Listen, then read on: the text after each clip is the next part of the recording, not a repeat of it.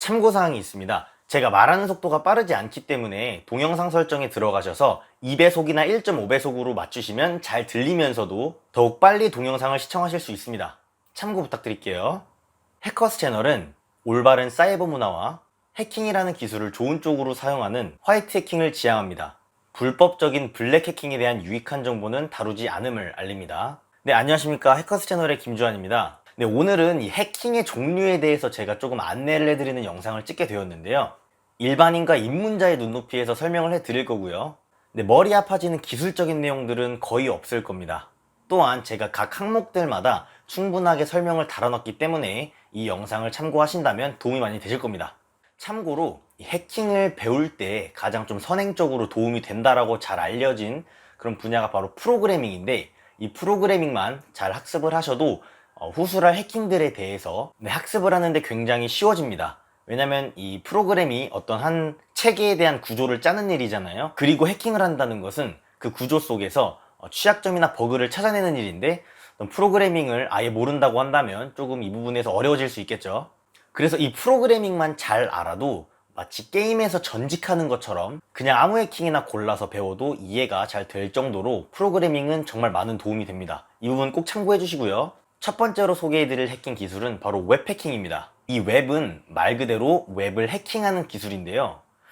웹 이퀄 정보 공유라고 일단은 전제를 깔고 시작을 하겠습니다. 왜냐면 웹은 정보 공유를 위해서 탄생한 그런 기술이니까요. 우리가 웹상에서 이 정보를 공유하고 수집하고 또는 웹을 탐험하기 위해 사용하는 도구가 무엇이죠?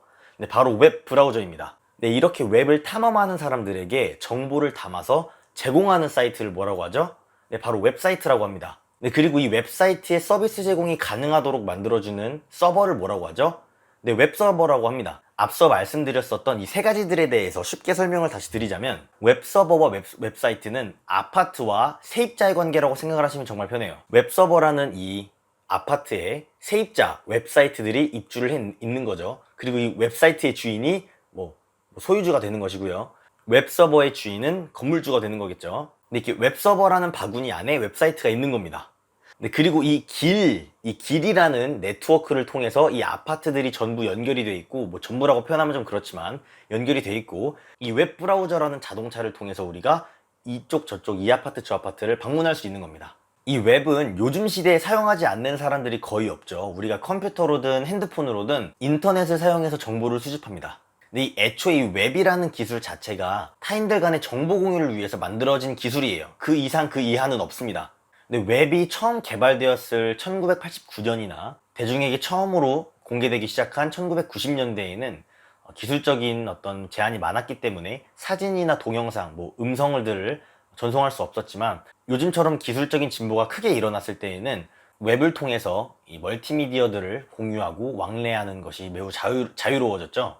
더 쉽게 말하면 이 프로그램을 우리가 짜죠. 만들죠. 웹사이트도 개발자들이 만들겠죠. 더 쉽게 말하면은 네이버나 페이스북, 여러분들이 흔히 아시는 그런 홈페이지들은 다 누군가가 만들어진 거겠죠. 이분들이 만든 걸 우리가 이렇게 툭툭 건드리는 겁니다. 요게 이제 웹해킹이라고 생각을 하시면 돼요. 위에서 제가 웹은 정보 공유를 하기 위한 매개체라고 말씀을 드렸는데, 그래서 이 웹해킹은 정보의 사용을 방해하거나 그 정보에 변형을 줘서 원래의 목적으로 사용되지 못하게끔, 혹은 더 많은 기능을 수행하게끔 하는데 주안점이 있는 해킹이라고 보시면 될 것 같습니다. 근데 웹 분야가 프로그래밍만큼 진입장벽이 굉장히 낮습니다. 그러다 보니까 배우기가 쉽다는 장점이 있지만, 또 이걸 전문적으로 하게 된다면 그만큼 또 진입장벽이 낮은 만큼 경쟁자들도 굉장히 많이 있기 때문에, 웹 공부를 생각을 하신다면 정말 심화적으로 자기가 웹만 파겠다라는 생각이 아니신 분들은 다른 분야들도 조금씩 같이 배워두시는 걸 추천을 드립니다.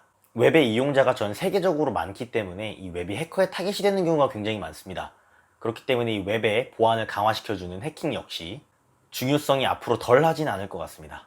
웹 해킹의 대표적인 기법들은 크로스 사이트 스크립팅의 약자인 XSS, 그리고 CSRF, 그리고 SQL 인젝션 등등이 있습니다.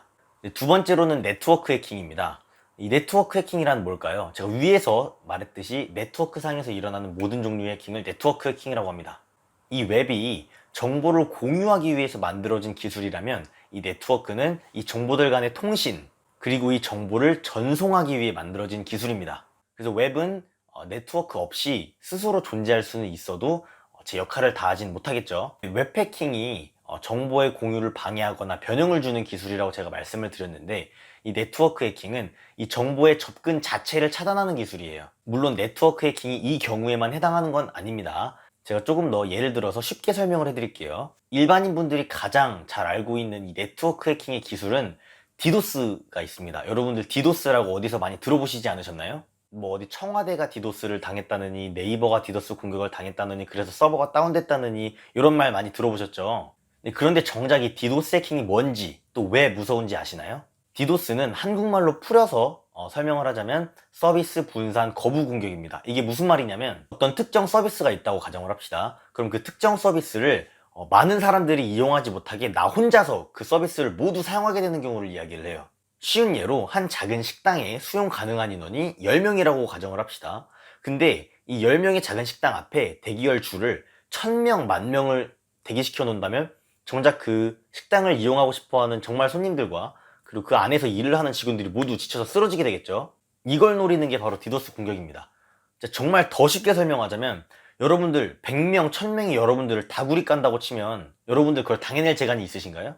없겠죠. 그래서 현재까지도 이 디도스 공격을 완벽하게 방어해내는 기술은 존재하지 않습니다. CDN이라고 해서 디도스 공격이 들어왔을 때 그걸 다른 어떤 별로 그렇게 성능이 좋지 않은 서버에다가 튕겨버리는 디도스 공격을 조금 우회시키는 그러한 방법들은 있습니다만, 이것도 역시 좀 서버에 소모적인 피해가 발생하는 거기 때문에 완벽하게 방어를 하는 수단이라고는 보기 어렵습니다. 근데 일반적으로 한 홈페이지에 동시 접속이 가능한 그런 인원이 뭐 천차만별이지만 일반적으로는 뭐 수천 명, 수만 명 정도 된다고들 많이 일반적으로 알고 계실 텐데, 그 서비스를 어떻게 혼자서 다 사용한다는 걸까요? 이때 등장하는 게 바로 좀비 PC입니다. 그래서 이 디도스와 좀비 PC는 정말 필연의 관계라고 생각을 하시면 돼요. 이 좀비 PC를 조종하는 숙주 해커는 좀비 PC들에게 명령을 내려서 실제 주인이 모르는 사이에 어떠한 시스템을 공격하는 물량의 일부가 됩니다.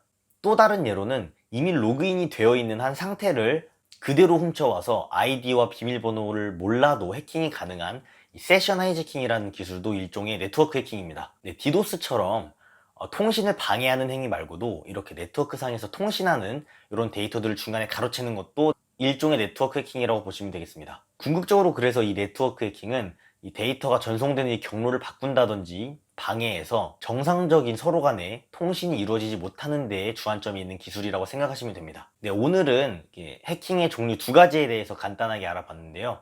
다음 영상인 파트 2에서는 시스템 해킹과 역공학이라고 불리우는 리버스 엔지니어링에 대해서 알아보도록 하겠습니다.